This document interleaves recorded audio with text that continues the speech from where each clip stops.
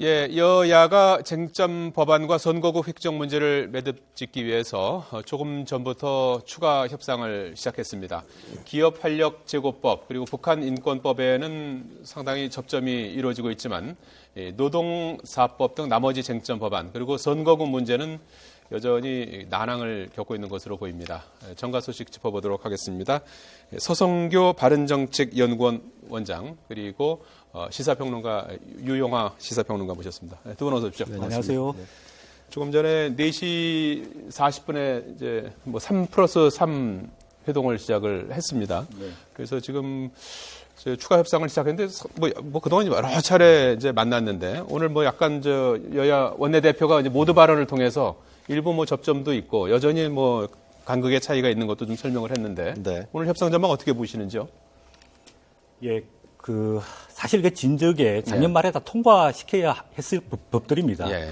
그래서 약간 진전이 있다면은 그래도 우리가 기업 활력 제고 특별법, 그다음 북한 인권법에 대해서는 여야 간에 합의가 이루어졌는데 이것도 결국은 박근혜 대통령께서 경제 입법을 위한 1,000만인 서명 운동에 나서고 또 안철수 의원도 재벌이 포함되더라도 기업 활력 제고를 위해서 이 특별법은 통과시켜야 된다.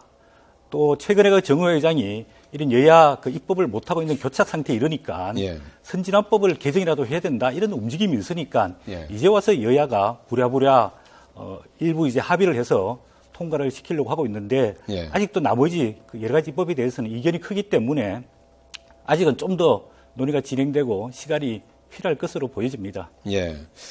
지금 시간은 이제 많지 않지 않습니까? 그렇죠. 지금 여야 입장에서는 지금 설 전에는 어찌 됐든 간에 어떤 결과물을 내려고 지금 자꾸 만나는 거 아닐까요? 어떻게 보십니까? 아무래도 이제 기득권 정당이라는 비난을 받을 수밖에 없을 것 같고요. 특히 이제 더불어민주당이 움직이게 된 배경에는 저는 국민의당이 한 몫을 했다고 생각합니다. 특히 기업 활력 제고법이라든가 이런 부분들은 완전히 거절하고 있었는데 덜컥 그냥 원안을 받은 건.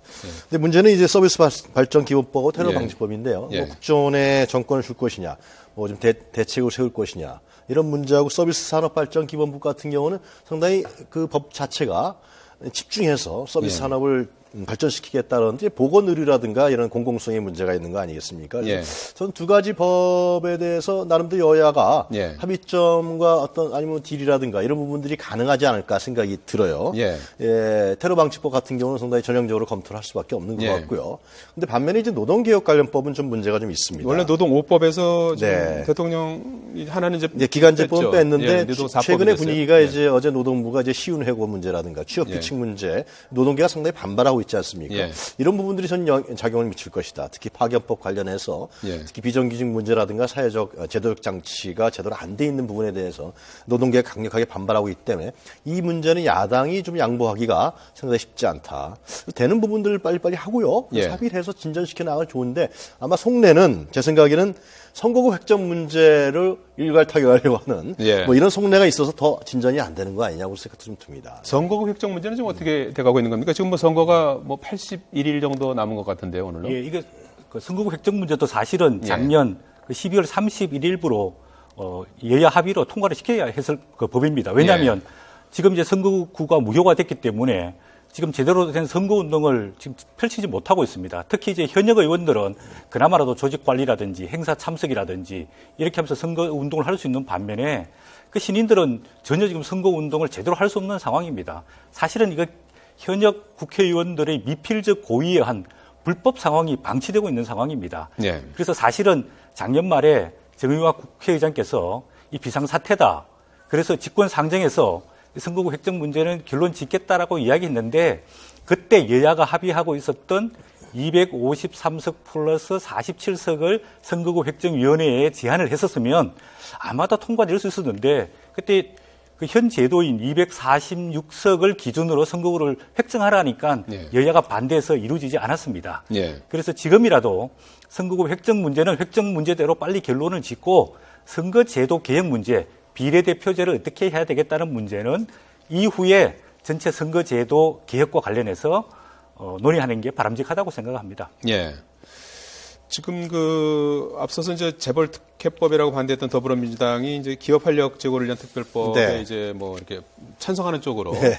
이렇게 이제 전환한 데는 네. 앞서서 지금 안철수 신당이 영향을 미쳤다고 하셨는데 한편으로 지금 지금 재계에서 하고 있는 서명 운동도 좀 영향을 미친 거 아닐까요? 예, 그렇습니다. 그렇죠. 예, 이건 기업 전체가 반대를 하고 있는 거 아니겠습니까? 예. 예를 들면 경제의 서명운동이 국민까지 번져나가는 건 아니지만은 예. 그렇기 때문에 더불어민주당 입장에서 봤을 때는 좀 부담이 갈 수밖에 없었고요. 예. 그리고 기업 활력 제고법이라는 것이 기업에서 구조조정을 하겠다는 거 아니겠습니까? 자발적 M&A를 촉진시킨다 그렇죠. 뭐 이런 예. 취지라고 그러니까 상당히 하죠. 구조조정을 좀 더 편하게 용이하게 할 수 있다라는 것인데 예. 더불어민주당에서 반대한 것은 재벌 3세의 경영, 재벌 3세가 예를 들면은 좀 더 쉽게 예. 이재용 삼성을 얘기하면서 이렇게 얘기했던 것인데 실제로 또 들여다보면 논란거리가 있는 것이거든요. 그렇기 예. 때문에 더불어민주당 입장에서 봤을 때는 좀 이 문제를 방어하기가 쉽지 않았을 거라고 생각이 현실적으로 듭니다. 보면 네. 지금 우리 경제가 세계 경제 위기, 특히 연초에 중국발 경제 위기가 굉장히 심각한 상황입니다. 예. 그래서 지금 사실은 기업에서 대출을 해줘도 그 이자를 갚지 못하는 기업들이 많습니다. 그런 예. 기업들을 이른바 이제 좀비 기업이라고 이야기하는데 그 좀비 기업들은 구조조정을 해야 됩니다. 예. 그러면 현실적으로 그 좀비 기업을 살 수 있는 기업은 자금력이 있는 대기업일 수도 있거든요. 예. 근데 그거를 대기업, 재벌 기업들이 인수 못하게 하면 기업 구조조정이 이루어지지 않으면 결국 국민의 세금으로 그 기업들을 계속해서 생명을 유지해가면서 우리 경제가 이제 어렵게 추락할 수밖에 없는 상황이 될 수도 있습니다. 예. 지금 전경련하고 이제 대한상의가 주도하고 있는 입법 촉구 네. 서명 운동이 지금 광범위하게 확산되고 있지 않습니까? 네. 이게 이제 총선 선거 운동 논란으로 번지고 있기도 하고 일부에서는 관제 운동이다 이런 비판도 하기도 하는데 이 부분에 대해서는 어떻게 봐야 될까요? 예, 이제 대통령께서 아마 그 서명운동에 참여하시면서 그런 논란이 있었던 걸로 보여지는데요. 예. 저는 그 박근혜 대통령께서 순수한 심정으로 했다고 보여집니다. 예. 왜냐하면 지금 논란이 되고 있는 입법들이 지금 작년에 제출된 법안들이 아니고 벌써 2년, 3년 전에 제출된 법안들이고요. 예. 이런 법안들이 빨리 통과가 돼가지고 경제 활성화를 시키고 싶은데 국무회의를 통해서 여러 번 이제 메시지도 전했고 예. 또 여야 대표들을 청와대에 불러서 또 회담도 하고 했는데 이렇게 진척되지 않으니까 대통령께서 그 답답한 심정에서 국민들에게 직접 호소하기 위해서 서명 운동을 했는데요. 그 미국의 여러 그 대통령 학자들이 따르면 대통령이 할 수 있는 수단과 방법이 많습니다. 예. 입법을 통하든지 아니면 연설이라든지 메시지를 통하는 방법도 있고요. 예. 아니면 직접 국민들에게 호소하는 것도 대통령이 할 수 있는 하나의 정치적인 행위라고 볼 수 있습니다. 예. 그래서 이거는 대통령의 이런 절박한 심정을 이 정치권에서 잘 수용해서 예. 이런 입법들을 조속히 추진하는 게 바람직하다고 보여집니다. 예. 근데 이제 대통령이 물론 굉장히 답답한 심정에서 예. 상당히 국회가 제대로 공전되는 상황이니까 한 것은 충분히 이해를 가지만은 대통령 입장이라는 것은 이제 정치적으로 굉장히 공적인 입장이기 때문에 예. 이런 서명운동 행위는 실제로 이것이 범국민적인 이런 서명운동으로 확산되는 건 아니고요. 예. 기업체가 중심에서 하고 있기 때문에 예. 노동계의 당연한 반발을 불러올 수밖에 없고요. 예. 그리고 실제로 내년 총선이 얼마 안 남았기 때문에 여권 성향의 유권자들이 서명할 가능성이 상당히 큽니다. 예. 그렇기 때문에 대통령이 그런 순수한 마음으로 했다 할지라도 예. 결과적으로는 상당히 정치적 논란을 불러일으킬 수밖에 없는 그런 예. 서명 행위가 아니냐 생각이 듭니다. 네. 지금 국회에서 쟁점 법안 그리고 국회 선진화법 같은 것을 놓고 이제 국회의장의 직권상정을 놓고 네. 이제 정의화 의장이 지금은 이제 무소속이지만 원래 새누리당 이제 소속 아니겠습니까? 네. 이 갈등의 골이 점점 더 이제 깊어지고 있는 것 같아요. 직권상정은 이제 안 하겠다 이제 이런 입장인 것 같아요. 왜 이렇게까지 이런 상황이 됐다고 보십니까? 사실 우리가 그 19대 국회 최악의 국회다 이렇게 평가를 많이 합니다. 예. 입법 그 발의율도 그렇고 법안 통과율도 그렇고 또 쟁점 법안에 대한 합의 통과율이 굉장히 떨어집니다. 예. 이 상당 부분에 대해서는 정의화 국회의장이 책임을 져야 됩니다. 예. 왜냐하면 국회법 10조에 보면 국회의장은 국회를 대표하고 국회 사무에 대해서 책임을 지게 돼 있습니다. 예. 그리고 작년 말에도 여러 번 여야 대표 회담을 하면서 쟁점 법안 타결을 이제 시도했는데 이 시도에 대해서 여야가 합의하지 않으니까 본인이 상정하지 않겠다. 이거는 국회의장으로서 굉장히 무책임하다고 보여지고 있고요. 예.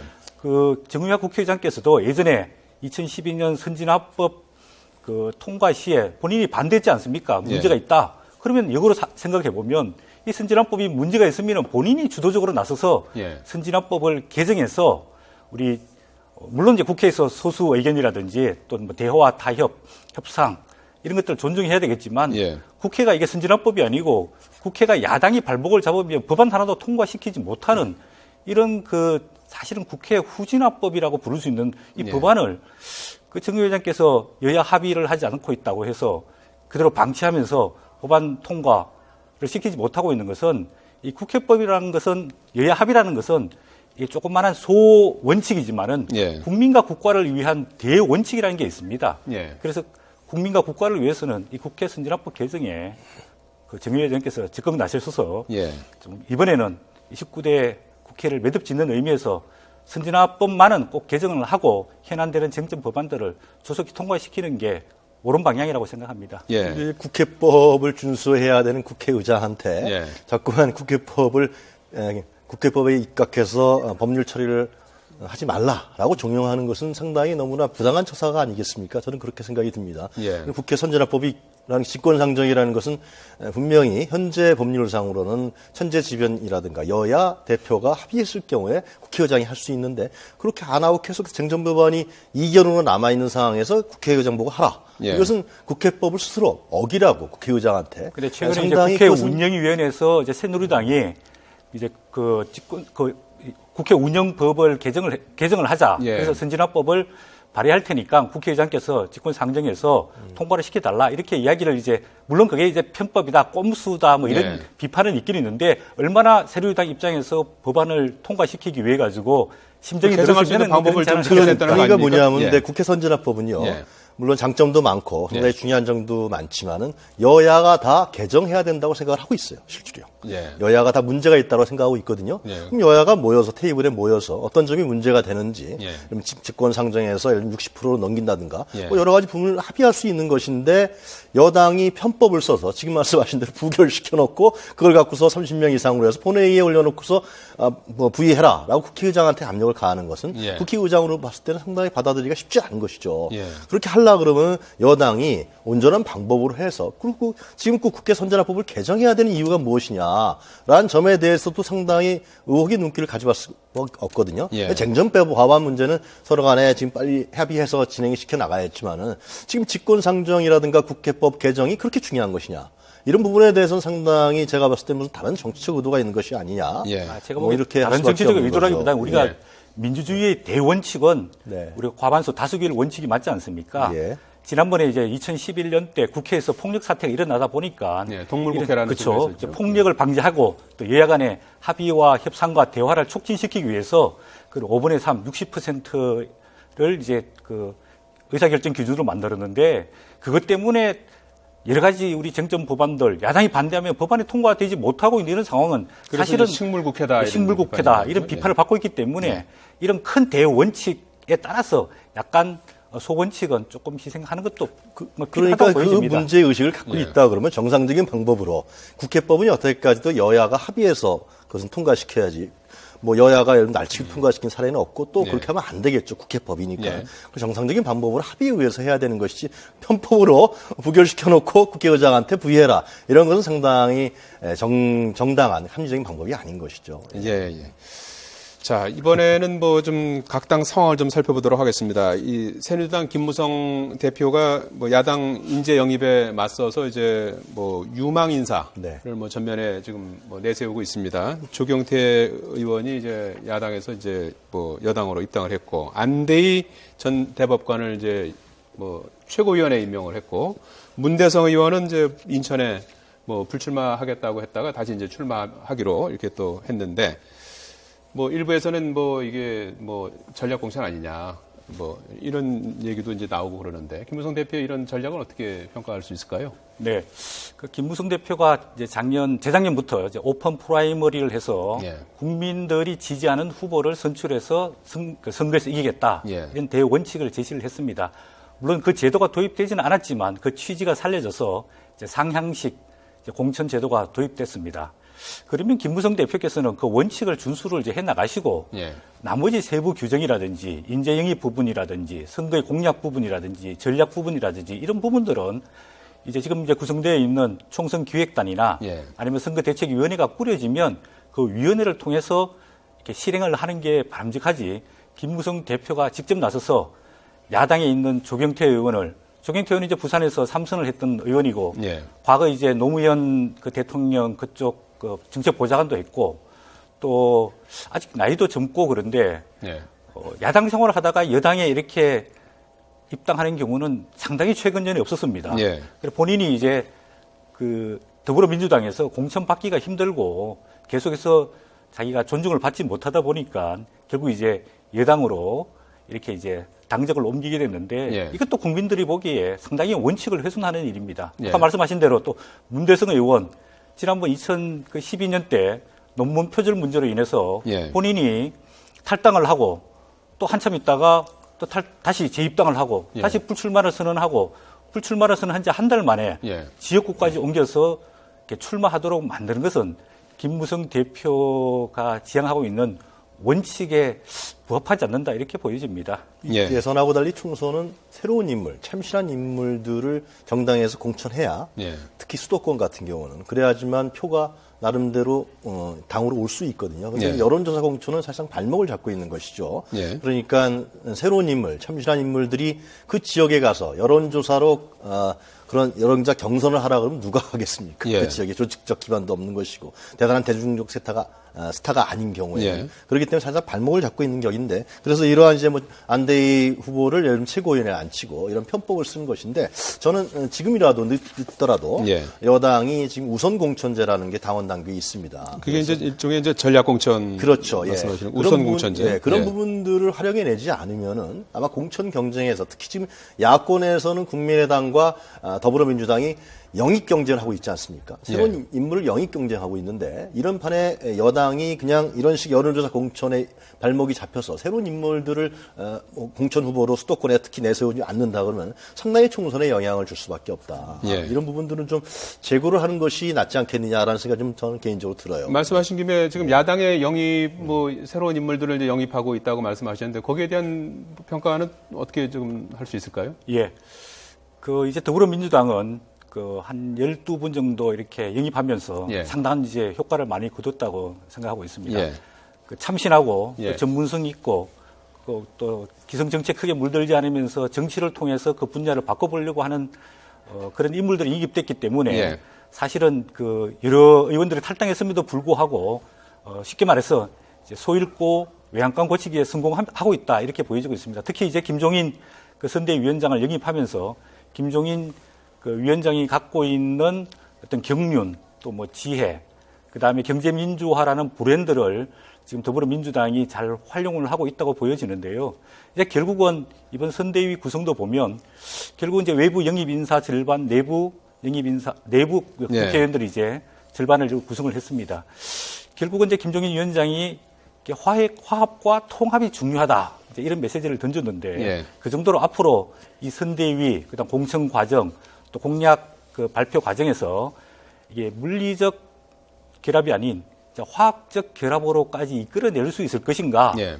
김종인 위원장의 예. 역할, 그게 하나 이제 주목되는 부분이고요. 그다음에 문재인 대표가 이제 대표에서 곧 사퇴할 것으로 보여지는데, 예. 그러면 총선 과정에서 문재인 대표는 무슨 역할을 할 것이냐? 예. 또 문재인 대표는 지역에 출마할 거냐? 아니면 출마를 비례대표로 갈 거냐? 출마를 안 할 거냐? 이 부분도 앞으로 그 더불어민주당 내에서 주목해야 할 포인트라고 보여집니다. 예. 더불어민주당의 이제 김종인 위원장 그리고 국민의당의 윤여준 뭐 공동 창당준비위원장이죠. 이 두 이제 책사가 이제 여러 가지 뭐 지혜를 지금 모으고 있는데 두 사람을 좀 비교한다면 어떻게 일단은 야권이 예. 기존과 같이 예를 들면 뭐 대립구도 O 아니면 X 이런 식의 정치 형태는 이번 선거판에 전혀 통하지 않는다. 그렇기 때문에 김종인 위원장이라든가 윤여준 전 장관을 같이 할 수밖에 없는. 그래서 야권에 또 그런 인물도 없는 거예요. 합리적 보수적 인물도 없는 거예요. 여태까지 야권이 그렇게 해왔던 거라는 통전한 반성을 좀 해볼 필요가 있다고 생각이 드는데요. 이제 김종인 위원장 같은 경우는 그런 점이 있겠죠. 이번에 지금 말씀하셨습니다만 과연 선대위를 구성했는데 사실상 최성 본부장이 복귀를 했단 말이죠. 예. 상당수가 친노 세력들이 들어가 있고 뭐 영입한 사람도 결국은 친문재인 세력 아니겠습니까? 예. 그렇게 볼 때는 박영선, 뭐 정장선, 김영춘 정도가 이제 그러면 뭐 친노의 직계는 아니다 이렇게 우리가 분류를 할 수 있는데 예. 그런 부분들을 어떻게 헤쳐나갈지 과연 김종인 저는 궁금한 게 예. 김종인표 정치라는 게 뭔지 좀 궁금합니다. 예. 그러니까 경제민주화는 우리가 상당히 들어서 알고 있는데 예. 김종인이라는 정치인은 어떤 정치를 지향하는지 합리적 보수인지 중도인지 아니면 어떤 그게 상당히 궁금하기 때문에 과연 그런 것을 해낼 만한 분이 있을까 능력이 이런 예. 부분에 우려가 있고 친노 세력이 결국은 친노 패권을 얘기했었는데 결국은 실현되지 않고 선대위원회 상당한 사람들이 들어오지 않았습니까? 예. 그럼 친노 세력에 대한 친노 운동권 세력에 대한 어떤 공천 과정에 있어나 정치 과정에 있어서 배제 이런 부분들은 김종인이라는 정치인이 할 수 있을 것이냐 예. 그런 능력과 기반이 있느냐 이런 부분이 있는 것 같고요.